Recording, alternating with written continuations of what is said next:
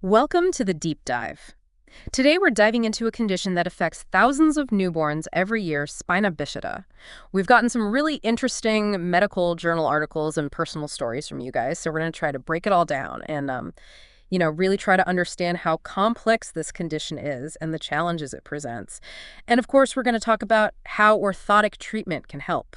Are you ready to jump in?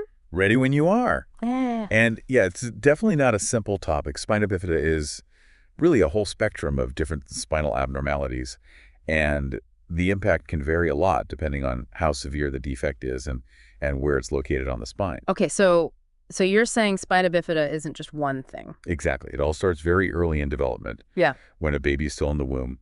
The neural tube, the thing that eventually develops into the brain and spinal cord, well, sometimes it doesn't close completely, and that leaves a portion of the spinal cord exposed. And I'm assuming the higher up on the spine this happens, the more serious the impact is going to be. That's the general rule, yeah. The higher up the defect is, the more those neural pathways, those critical communication lines between the brain and the body are affected. So like if a defect is lower on the spine, fewer nerves are involved, and so maybe the effects are less severe. Right. Now, in some cases, there's actually a fluid-filled sac that protrudes from the spine. It's called a myelin meningocele, and it can be pretty alarming for parents to see. Yeah, I can imagine. What causes that to happen? Basically, it's a portion of the spinal cord and the membranes that protect it kind of pushing outward because the bones of the spine didn't fully form and close. Sometimes it's covered by skin, but in more severe cases, it's exposed.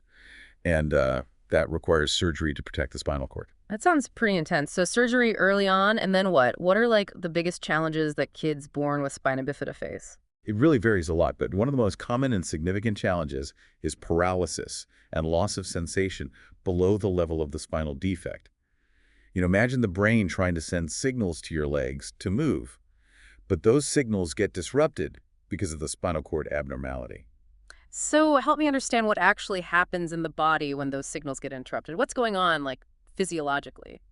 Well, basically, the muscles just don't get the message to move, Yeah. or they get a really messed up message, and that's where the paralysis comes in. And it's not just movement that's affected, it's sensation too. Meaning, what kinds of sensations are we talking about? Things like touch, temperature, pain, even the sense of where your body is in space. That's called proprioception. And all of this can make even simple everyday tasks incredibly difficult. Yeah, that makes sense, but I imagine it's hard for people to truly understand what it's like to lose those sensations. It is. Think about something as simple as putting on a pair of shoes. If you can't feel your feet properly, you might not even realize that the shoes are too tight, and that can easily lead to blisters or sores. And then on top of all of this, there's also the possibility of hydrocephalus, right? Yes, unfortunately, that's another common complication. Hydrocephalus is basically a buildup of cerebrospinal fluid in the brain. This fluid normally cushions the brain and spinal cord, but in hydrocephalus, it starts to accumulate and put pressure on the brain. And that can be especially dangerous in infants because, their skulls are still forming. Exactly. In infants, that pressure from the fluid can actually cause the skull to enlarge because the bones haven't fully fused yet. In older children, though, the skull is less malleable, so that pressure can cause brain damage if it's not treated. Wow, it's kind of fascinating, but also a little bit scary how all of these different issues are interconnected. It really highlights just how complex this condition is. And you mentioned bowel and bladder dysfunction earlier, and does that also come from those same disrupted nerve signals? It does. Same principle applies. The muscles that control the bladder and bowels, they're not getting the right signals from the brain. And this can lead to incontinence, making it really tough to control those bodily functions. Okay, so we've got paralysis, we've got sensory issues, potential for hydrocephalus, bowel and bladder problems. I'm starting to see why you said this can impact every aspect of a person's life. And we haven't even touched on the potential for neurogenic deformities, which are basically skeletal abnormalities that happen because of those muscle imbalances and nerve problems. It really is multifaceted. So how on earth do you even begin to address all of this? I mean, it seems like it would take a whole team of specialists to even start, right? You're absolutely right. We're talking about a multidisciplinary team, and that includes orthopedic specialists, neurosurgeons, physiotherapists, orthotists, occupational therapists, and often urologists and neurologists as well. And of course, the family plays a crucial role too. I imagine one of the first questions on parents' minds is, will my child ever be able to walk? Yeah, that's definitely a big one. And And while walking is often a major goal, it's important to understand that standing and walking have benefits that go way beyond just, ambulation. Like they can actually improve bone density, joint health, bowel and bladder function, and even strengthen the upper body.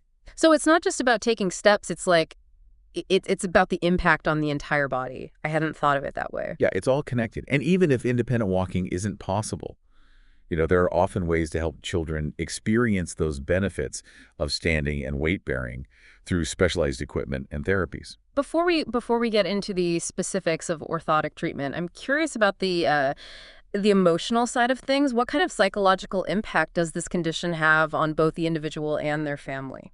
Oh, it's huge. Yeah. I mean, this is a lifelong condition that requires constant management and adaptation. Families often go through, a whole roller coaster of emotions, Yeah. fear, guilt, anxiety, even grief. It's so important to acknowledge those feelings and to, provide support systems, support groups, counseling, connecting with other families who get it. Those things can be incredibly helpful. I bet. So you've got this team of medical professionals, you've got the family, and you've got the individual themselves all working together. It really does take a village. It does. And the individual's understanding and involvement, their commitment, all of that is absolutely essential. This isn't something that's just, done to them. It's something that we all do together as a team. I'm really starting to get a sense of the scope of all of this now. Yeah. Okay, so let's talk about the orthotics. What are the main goals of orthotic treatment for spina bifida? Well, the primary goals are to prevent deformities from developing, to correct any existing deformities, assist with walking, if possible, and to support standing. We also want to make sure that the person is as comfortable and as functional as possible. And it's important to remember that orthotic treatment changes over time as the child grows and their needs change.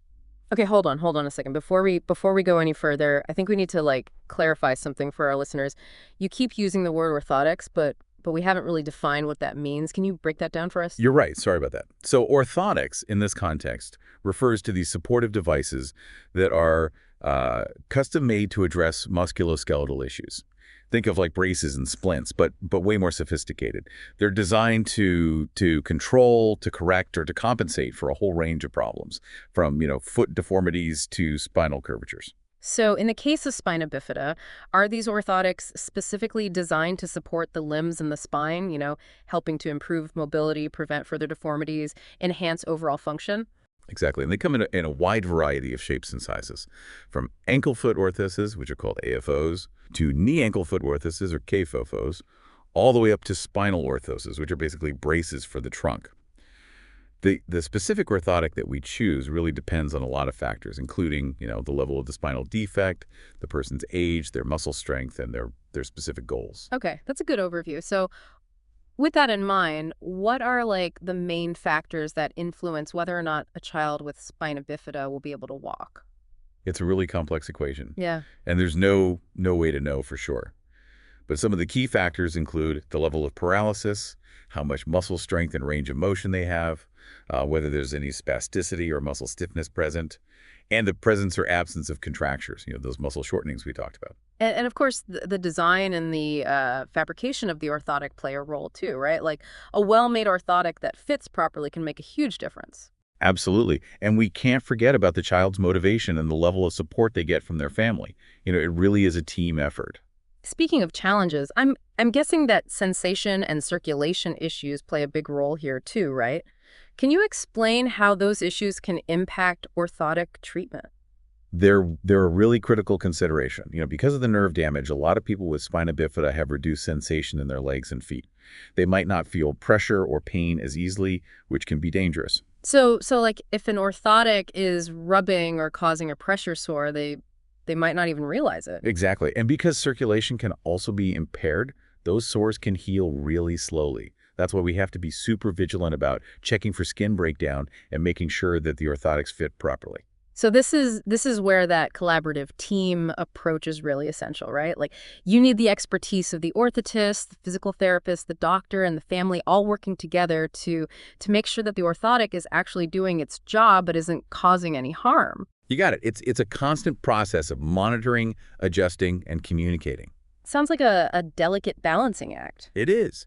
But when you see a child take their first steps or achieve a level of independence they never thought possible, it makes it all worthwhile. Okay, so now that we've got a good basic understanding here, let's get into how the type of orthotic treatment actually changes based on the specific level of spinal involvement. Let's start with the sacral level, which affects the lower part of the spine. What can you tell us about that?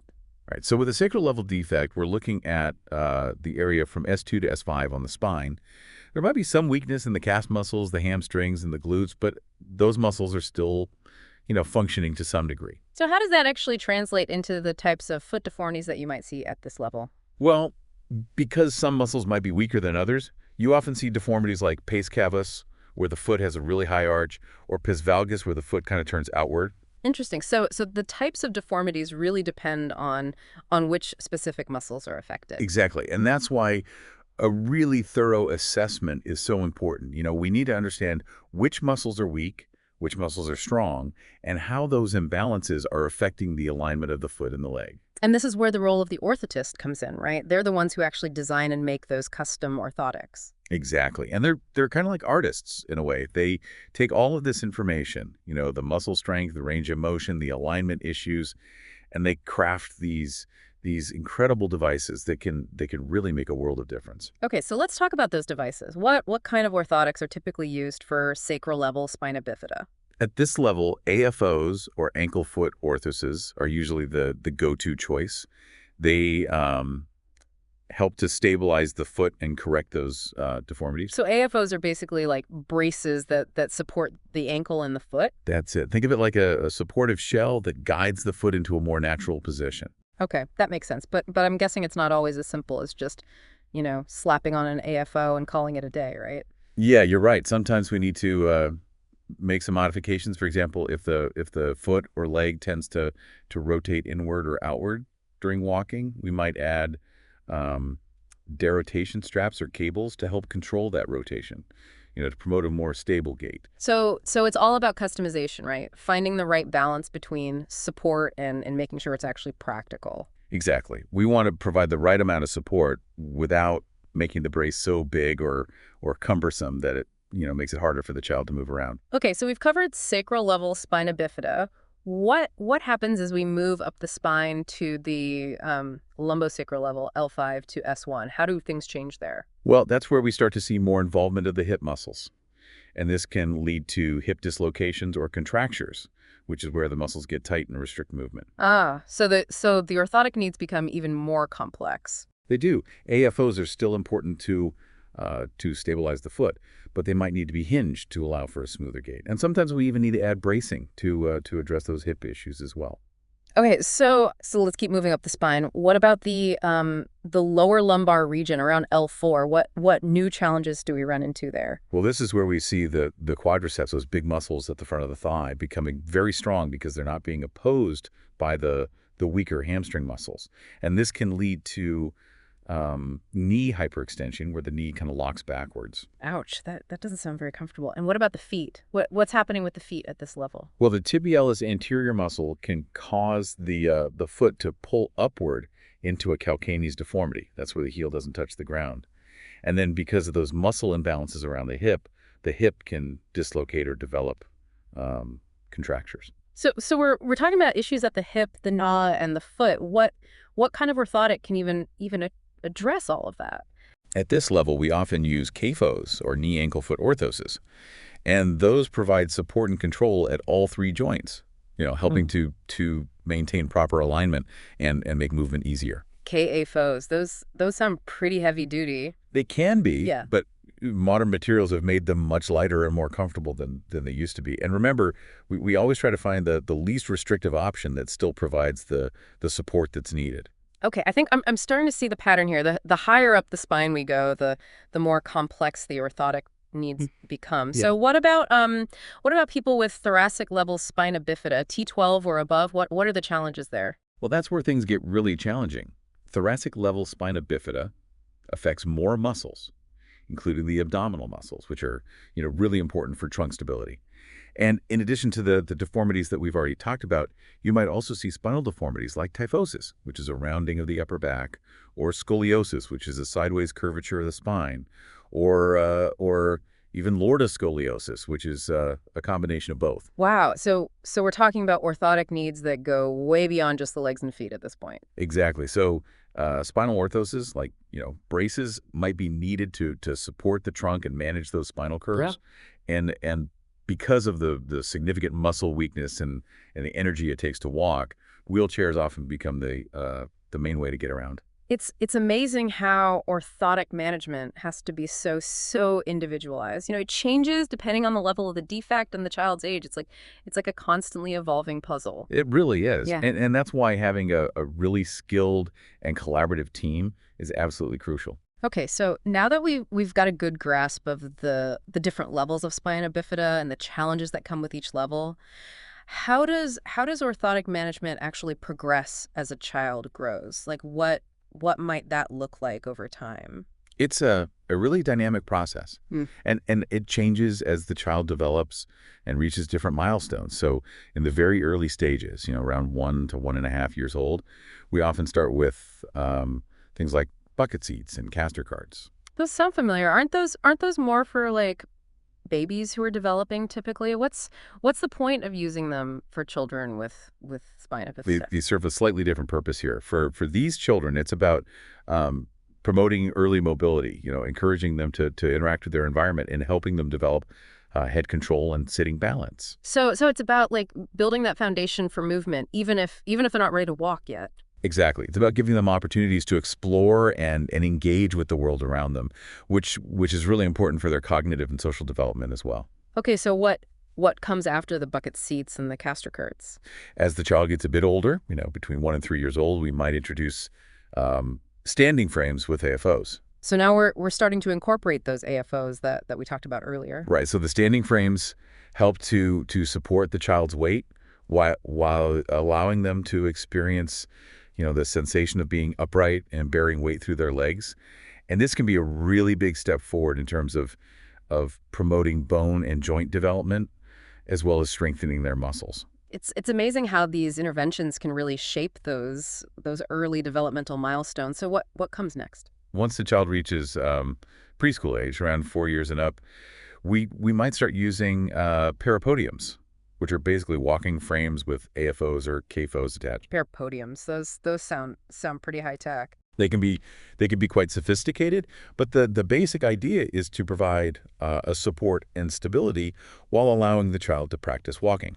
Some parapodiums even have wheels and brakes, which allows for more freedom of movement. So there are a lot of different options depending on the individual's needs and abilities. Absolutely. And sometimes we'll even use more complex devices like HKAFOs, which are hip, knee, ankle, foot orthoses, or reciprocating gait orthoses, which are designed to help create a more natural walking pattern. So it sounds like choosing the right orthotic device is a very individualized process. It is. There's no one-size-fits-all solution. We take into account the child's age, their strength, their range of motion, their level of spasticity, and of course, their goals and aspirations. We also consider the family's preferences and resources. And what about those with thoracic level spina bifida? Does their orthotic journey look different? It often does, because of that, the higher level of paralysis, wheelchairs and spinal orthoses might be introduced earlier to provide that necessary support and mobility. And we work really closely with the child and their family to determine the best approach for their specific situation. Okay, so we've covered a lot of ground here. We've talked about the different levels of spina bifida, the different orthotic options, and how treatment kind of progresses over time. As we wrap up this first part of our deep dive, what's the one key takeaway you want our listeners to walk away with? I think the most important thing to remember is that orthotic treatment for spina bifida is not a one-size-fits-all approach. Yeah. It's a really individualized process that requires careful assessment, ongoing evaluation, and a commitment to adapting to the changing needs of the individual. And a whole lot of teamwork. Absolutely. It takes a village, medical professionals, therapists, the family, and most importantly, the individual with spina bifida. Well said. This has been really insightful so far, but we've only just scratched the surface. In our next segment, we'll dive even deeper into the world of orthotics. We'll explore the different types of devices in more detail, and we'll discuss how technology is shaping the future of treatment.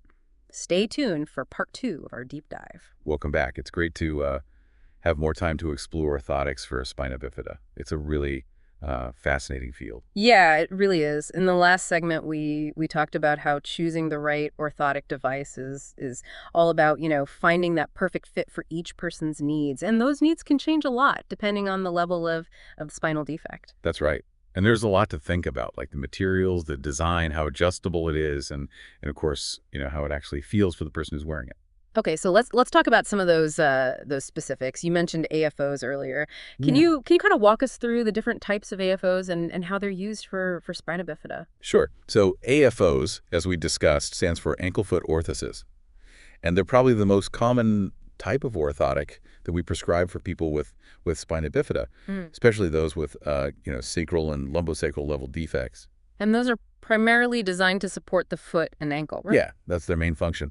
But they can also have an impact on the alignment of the knee and even the hip to some degree. Okay, so let's break it down. What are the different types of AFOs, and how do you decide which one is the right one for someone? Well, one of the most basic differences is between what we call rigid AFOs and articulated AFOs. Okay, so I'm guessing rigid means it doesn't move at all. Exactly. Rigid AFOs are they're made from a solid piece of material, usually plastic or carbon fiber, and they basically hold the foot and ankle in a fixed position. So they provide maximum stability, but they don't allow for any movement at the ankle joint. Right. They're really good for providing support and preventing deformities, but they can also make walking a little bit stiff and awkward.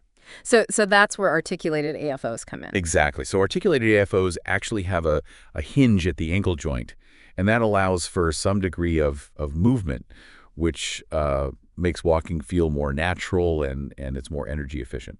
That sounds like a pretty good compromise, but how do you actually decide whether someone needs a rigid AFO or an articulated AFO? It depends on a few things, like the person's muscle strength, their range of motion, and how severe their deformities are. So if someone has, really weak ankles or a lot of instability, a rigid AFO might be a better choice. But if they have, decent strength and control, an articulated AFO can give them more freedom of movement while still providing that necessary support. Okay, that makes sense. So beyond just that basic distinction between rigid and articulated, are there other variations of AFOs? Oh, yeah, absolutely. There are AFOs that are specifically designed for, daytime wear, others for nighttime use, some that are super lightweight for sports.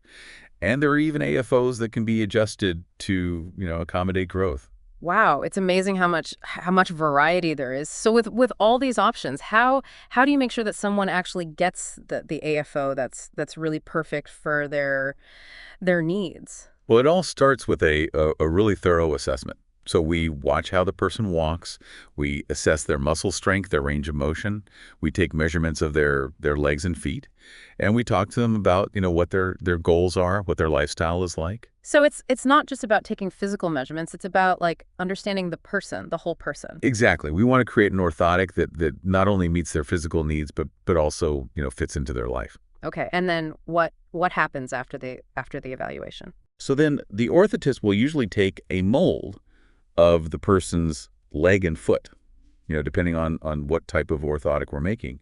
And this mold really captures the unique shape of their body, which ensures a really precise fit. So it's not like buying a pair of shoes off the rack. This is truly custom made. It is, and that customization is really what makes all the difference in terms of comfort and how well it works. Okay, so once the mold is made, then what?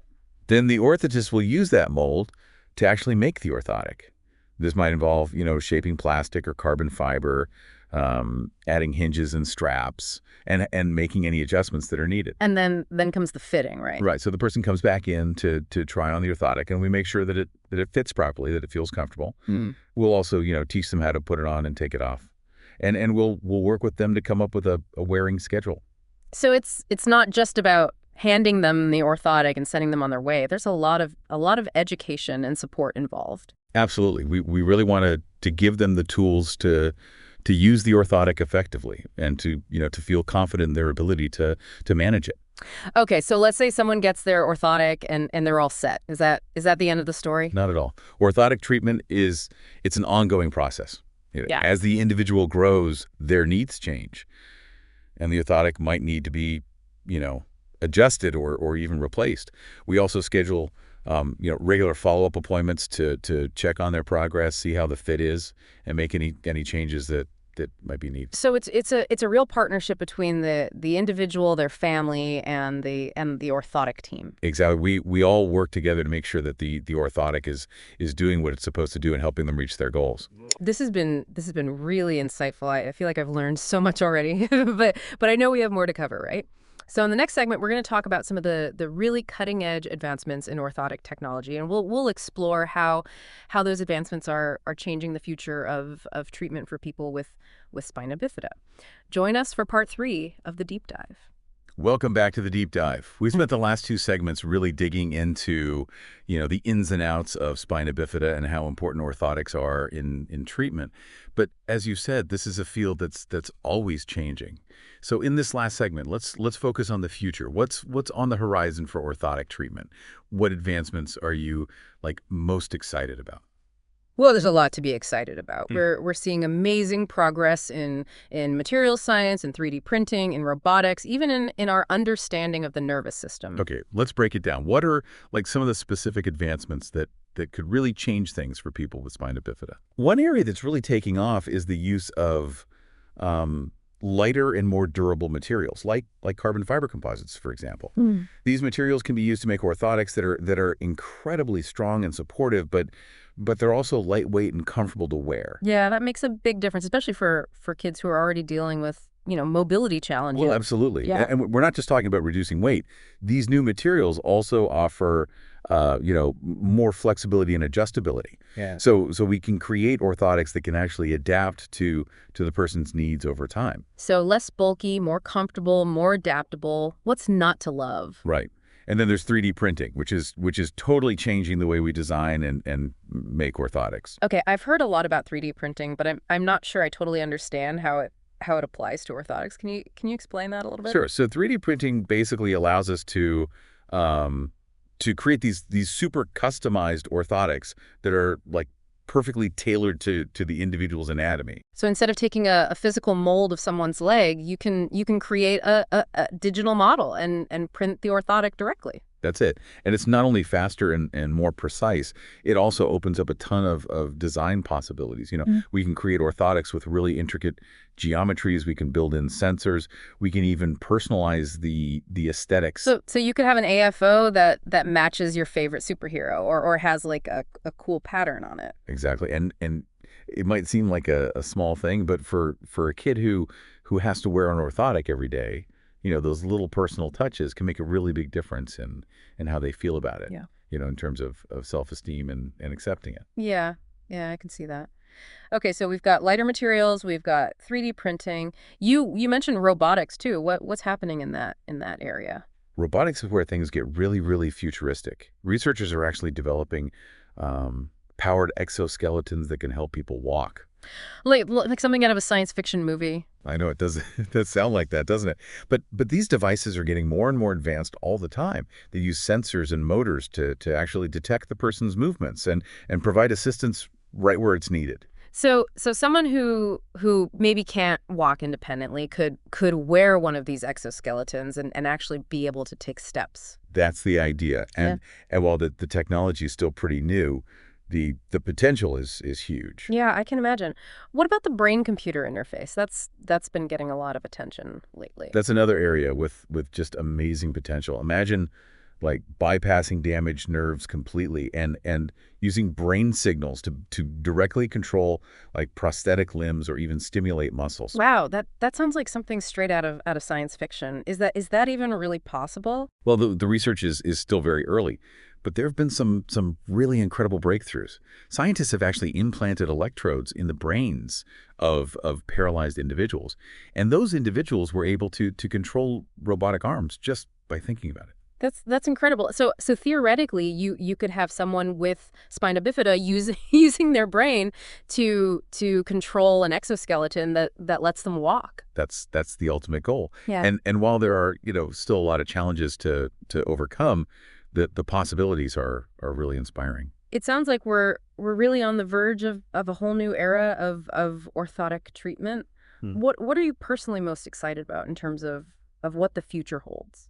For me, it's really about how all of these technologies are coming together. I can see a future where we have, lightweight 3D printed orthotics that are seamlessly integrated with powered exoskeletons and controlled by brain signals. So basically, like a bionic suit that can restore mobility and independence to people with spina bifida. Exactly. Mhm. And it might sound crazy, but I really believe it's possible. And that's incredibly exciting. Well, I'm definitely going to be following these developments closely. Before we wrap up, is there anything else you want to share with our listeners? Just this. While technology is a huge part of it, we can't forget about the human element. Mhm. The compassion, the empathy, the unwavering belief in the potential of every single person. Those are the things that really make a difference in the lives of people with spina bifida. That's beautifully said. And on that note, I want to thank you for joining us today and for sharing your expertise with our listeners. That's been my pleasure. And to our listeners, thank you for joining us on this deep dive into the world of spina bifida. We hope you've gained a deeper understanding of this complex condition, the challenges it brings, and the incredible advancements that are shaping the future of treatment. We encourage you to keep learning about this topic. And remember, even a little bit of knowledge can make a big difference. This has been The Deep Dive. Until next time, keep diving.